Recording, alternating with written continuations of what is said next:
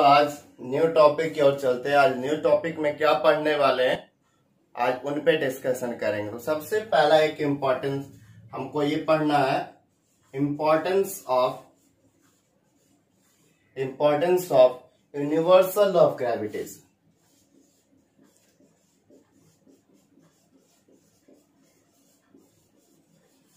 Universal law of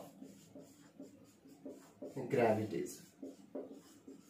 What is the main objectives of main importance of this importance of universal law of gravitation? इनका क्या importance है? तो सबसे पहले मैं बात करना चाहूंगा कि यूनिवर्सल लॉ ऑफ ग्रेविटेशन के इससे क्या फायदे थे। तो उनमें सबसे फायदा आपने देखा था कि दो बॉडी जो है, two bodies were attracting each other. Okay, दो body, whether they are very small, whether they are very big, it doesn't matter. It doesn't matter को बॉडी कितना बड़ा है, वो बॉडी कितना छोटा है, वो मैटर नहीं करता, बट वो क्या करता है, एक दूसरे को अट्रैक्ट करता है। So the first one, the force that binds, the force you should note down that binds the earth, binds us to the earth। यह वह फोर्स है जो क्या करता है, हमें धरती से बांधे रखता है। अगर ये ना होता तो न्यूटन के सिर पे सेब ना गिरा होता। अगर ये फोर्स एग्जिस्ट ना किया होता तो न्यूटन के सिर पे सेब ना गिरा होता। अगर ये ना होता तो अगर आप बैटिंग कर रहे होते और बॉल को अगर हिट करते तो बॉल फॉरएवर ऊपर ही चला जाता। अगर आप जंप करते तो ऊपर ही चले जाते। So this is the force that binds us with the earth, जो हमें धरती से क्या करता है, बांधे रखता है। नॉट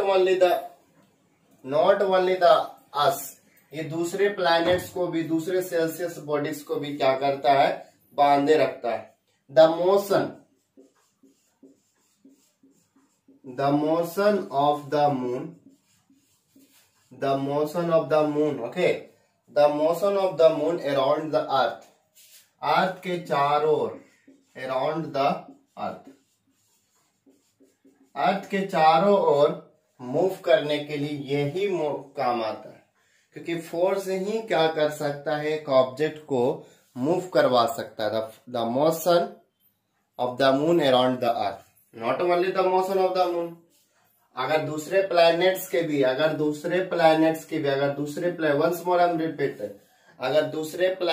भी सैटेलाइट्स हैं तो उनको भी क्या करता है, रिवॉल्व करवाता है। तो अर्थ के चारों ओर, अर्थ है, जुपिटर है, जितने भी प्लैनेट, सभी बहुत सारे प्लैनेट्स के तो बहुत सारे सैटेलाइट्स, तो सभी सैटेलाइट्स को रिवॉल्व करवाने का काम क्या है, इन्हीं के यूनिवर्सल ऑफ ग्रेविटेशन का। नाउ द थर्ड वन, पूरा अर्थ पढ़ते जा रहे हैं। The motion of planets around the sun, the motion of planets around the sun के चारों ओर जो परिक्रमा कर रहे हैं प्लैनेट्स, उनको भी कौन मदद कर रहा है, कौन सा फोर्स करवा रहा है? सो दिस सेंट्रीपिटल फोर्स, यही सेंट्रीपिटल फोर्स क्या करता है, सभी प्लैनेट्स का जो फोर्स आपने कैलकुलेट किया था यूनिवर्सल ऑफ ग्रेविटेशन, तो यही फोर्स जो है सभी प्लैनेट्स को रिवॉल्व करवाता है, जिसको हमने एक फोर्स को नाम दिया था सेंट्रीपिटल फोर्स। ऐसा फोर्स जो क्या करता है, एक बॉडी जो है एक सर्कुलर पाथ में ट्रैवल करता है, बट मूव तो इधर करता है, मगर उसका जो फोर्स है किधर की ओर एक्ट करता है, towards the centre. This is called centripetal force. इस फोर्स को क्या कहते हैं हम लोग, सेंट्रीपिटल फोर्स का नाम देते हैं हम लोग। This is what, centripetal force. Now the next, the tides due to the moon and the sun. The